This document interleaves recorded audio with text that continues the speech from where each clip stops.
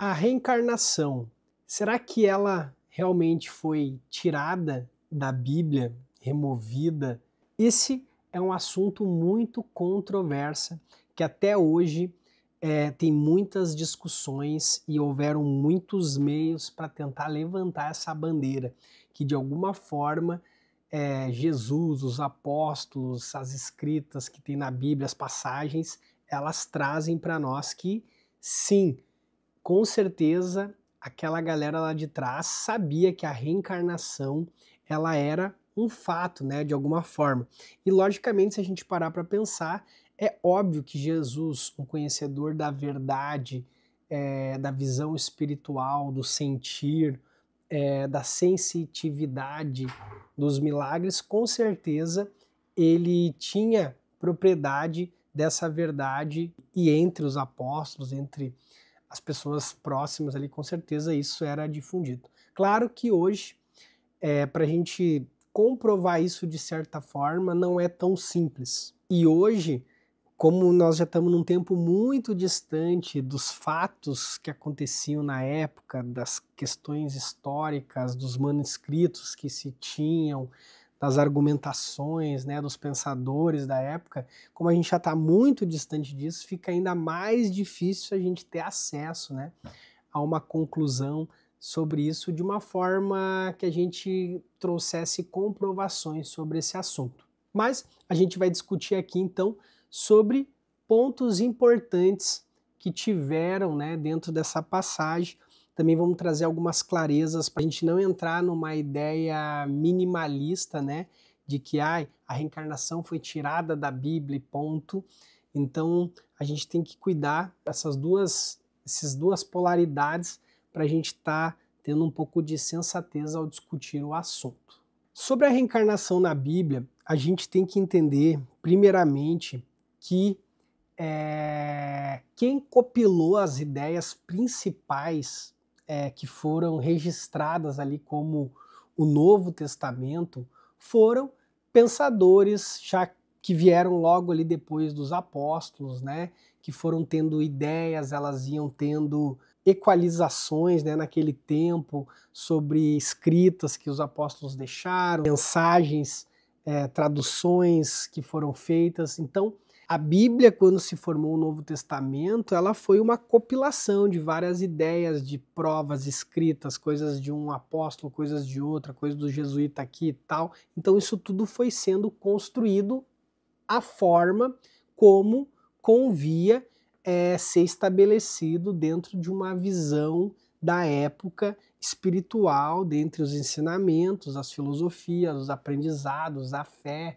a vida, né, a realidade. Então, dentro disso, a gente já consegue perceber que isso já tinha um filtro. O que servia, o que não servia, o que era descartado, o que não era, né? Tanto que também, se a gente for ver, existe os apócrifos, existe outros evangelistas que estavam lá e deixaram escritas na época, coisas que não foram consolidadas como verdade pelo consenso de quem estava construindo ali o Novo Testamento. Então, a gente já percebe que mesmo com o que se tem lá da época do primórdio da construção da igreja, já não é a verdade total da história de Jesus, da vida de Jesus, dos apóstolos, dos acontecimentos, das crenças que ele trouxe, das filosofias, da própria reencarnação. Então, mesmo com tudo que a gente tem, a gente não conseguiria entrar adentro de forma 100% absoluta em todas essas verdades. Alguns pontos que tem sobre a reencarnação, tem os pontos que o próprio Espiritismo trouxe depois, né, das partes onde ele argumenta bem sobre o profeta Elias, que voltaria como João Batista, sobre que a alma tem que nascer de novo para alcançar o céu. Então, tem várias passagens, né, que o próprio Espiritismo trouxe e que faz sentido dentro de uma visão reencarnacionista e que está dentro da Bíblia e que está lá para a gente estar interpretando. Mas, ao mesmo tempo, mesmo que há essas interpretações, dentro da própria igreja ela, por si, não consolidou essas ideias. Ela não levantou a bandeira da reencarnação, mesmo com essas interpretações e mesmo com todas as ideias que rolaram nos primórdios da construção ali da igreja primitiva. E um cara que, de certa forma, levantou uma grande bandeira e que até depois ele foi meio que excomungado, né, pela política da igreja, foi esse cara aqui, o Orígenes de Alexandria, que nasceu ali em torno de 184 a 253 depois de Cristo. Então o que acontece? Esses caras aqui, que estavam lá na igreja primitiva, eles tinham uma grande influência no pensamento da construção das verdades do cristianismo. Então, por mais que a reencarnação não esteja na Bíblia, lá atrás poderia ter tido a rota de eles ter consolidado a reencarnação como uma verdade. E esse cara aqui, ele não falou exatamente a reencarnação existe nos seus tratados, né, nos seus livros e tal, mas ele deixou claro em várias questões que ele trouxe que a alma, ela pré-existe antes dessa vida, ou seja, ela encarna, né? Ele também trouxe que aqui nesse mundo, nesse planeta e tal, as almas, elas estão aqui para evoluir, e baseado nessa evolução e nos seus méritos anteriores, né, de livre-arbítrio, elas nascem em graus inferiores ou superiores dentro da realidade para estar explorando a vida que elas têm, né? Devido a Deus ser justo, bondoso e tudo mais. Ele também trouxe que mesmo os seres mais primitivos, energias negativas, almas de pessoas que estão num processo ainda de muito atraso, que todos têm o direito de escolha para seguir o bem, para evoluir, para melhorar, porque no final esse é o objetivo das almas, né? Elas nascem puras, belas, entram num processo encarnatório, vivem as experiências aqui, evoluem e a partir disso se moldam até que o processo de desintoxicação do próprio mundo aqui aconteça e elas voltem ao estado de graça e purificação delas. Então ele trazia muito essa ideia. Um ponto que as pessoas se confundem muito sobre o pensamento de Orígenes é o seguinte: o Orígenes, ele vivia numa época onde tinha muitos ataques, polaridades sobre a formação do pensamento inicial do cristianismo. Então tinha que se ter muita cautela, né, com o que ia se falar, ainda mais se tu já era alguém público, alguém com autoridade, alguém que era visto, né, por outras autoridades, por pessoas da igreja, por bispos e tudo mais.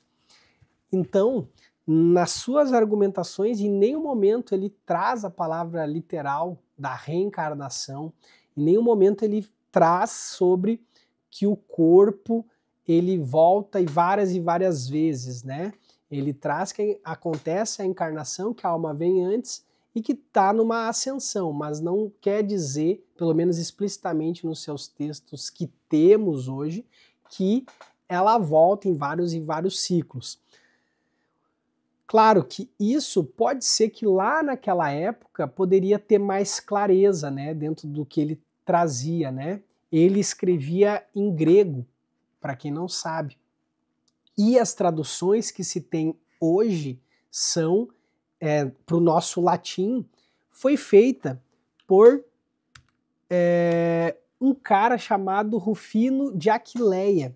Vou deixar a imagem aqui para vocês, isso em torno de 150 anos depois de Orígenes. O Orígenes ele veio 184 até 253. E o Rufino, ele nasceu 345 depois de Cristo e morreu em volta de 411 depois de Cristo. E esse cara, ele foi um defensor de Orígenes, que amenizou, suavizou essas ideias reencarnacionistas e que tinha no campo do Orígenes. Então ele traduziu do grego, do original, suavizando a mensagem para o latim. E com certeza, se tinha coisas mais explícitas sobre a reencarnação que não se tem hoje, com certeza esse cara traduziu e deixou a desejar nesse sentido, mas para defender e o próprio Orígenes não ser banalizado como um herege dentro da igreja e tudo mais, devido a todas as contribuições que ele fez. Só que ao mesmo tempo tinha um cara contemporâneo desse Rufino de Aquileia que se chamava São Jerônimo. O São Jerônimo, ele foi um grande ícone para a igreja, porque ele foi o cara que trouxe a tradução do hebraico, do aramaico, do grego, da Bíblia inteira para o latim. Então, olha o tamanho da interpretação dessas escrituras, né, desse cara aqui, São Jerônimo, né, que foi contemporâneo do Rufino. E eles eram meio que amigos no início da vida e depois tiveram divergências justamente devido às questões do Orígenes, que Jerônimo leu tanto a parte em grega do Orígenes, as escrituras, quanto a tradução do Rufino.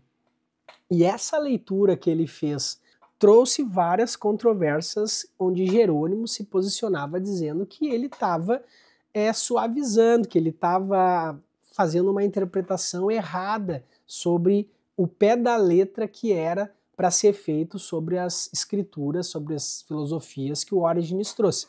Então aí que está todo o início de uma treta aonde a gente está falando sobre a reencarnação, sobre o que tiraram da Bíblia e tudo mais, e faz sentido esse cara realmente ter trazido muitos pontos sobre a reencarnação, como se encontra coisas, né, que a gente já citou ali dentro da tradução desse cara daqui, do Rufino, feita pelo Rufino. Porém, se na própria tradução existe várias questões que hoje a gente pode interpretar assim como a reencarnação ou a encarnação, sobre a evolução da alma, sobre os méritos, sobre o livre-arbítrio, com certeza a parte raiz de Orígenes, das escritas dele, dos livros, com certeza, ao pé da letra, deveria ter muita coisa, sim, com respaldo a respeito da reencarnação.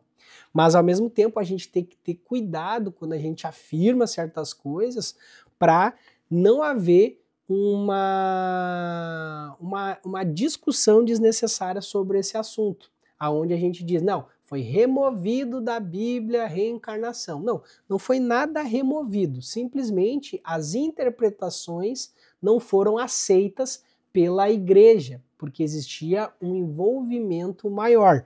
Tanto que se a gente parar para pensar, hoje a gente estuda, quem estuda lá o Espiritismo vai ver que tem as passagens, né, que faz sentido a gente acreditar na reencarnação com aquelas poucas passagens que o Espiritismo ensina. Só que a igreja não aceita, porque lá atrás, lá no início, ela não bateu o martelo, porque se tivesse batido o martelo, não, baseado nisso a reencarnação realmente existe, tananã, tá? Tudo seria diferente dentro do pensamento filosófico cristão. Mas ela não aceitou. E não aceitou justamente porque depois, em torno de uns 150 anos para frente dos tradutores ali das questões do Orígenes, apareceu lá o imperador Justiniano, que nasceu 482 a 565 depois de Cristo, e a imperatriz Teodora, que tanto se fala nos meios espirituais sobre tirarem a reencarnação da Bíblia. O que aconteceu?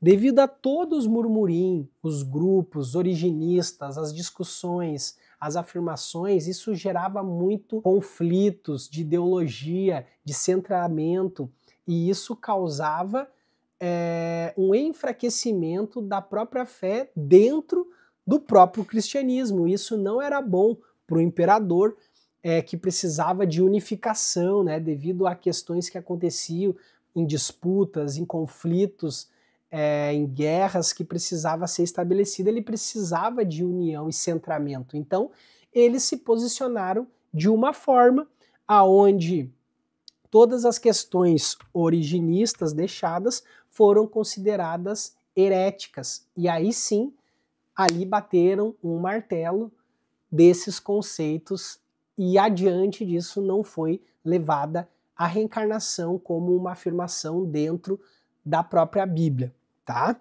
Aí dentro disso existe várias questões, né, que dizia que Teodora, ela era uma imperatriz que o Justiniano conheceu em bordel e ela tinha vários conflitos referente a acreditar nessa ideia que a alma vem antes e ter nascido nas condições que nasceu e tal, os karmas. Daí tudo isso fez com que, de certa forma, eles se posicionassem contra a ideia originista de Orígenes e, por fim, eles não é que eles tiraram a reencarnação da Bíblia, mas eles poderiam ter se posicionado diferente a favor das ideias de Orígenes e, baseado nisso, dentro da interpretação da Bíblia, considerarem que sim, a reencarnação era possível dentro das ideias, dos conceitos que existiam.